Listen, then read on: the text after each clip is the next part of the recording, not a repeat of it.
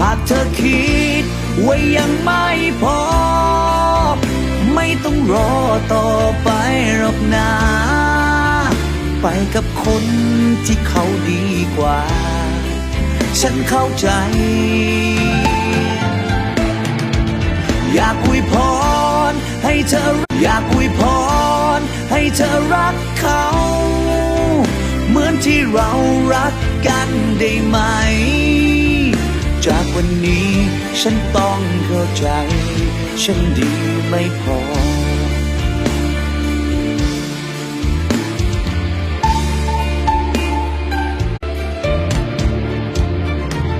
มีตอนนี้มันน้อยเกินไปไม่ยิ่งใหญ่เหมือนที่เธอฝันแต่ไม่นานต้องมีสักวันเธอนั้นไม่รอหากเธอคิ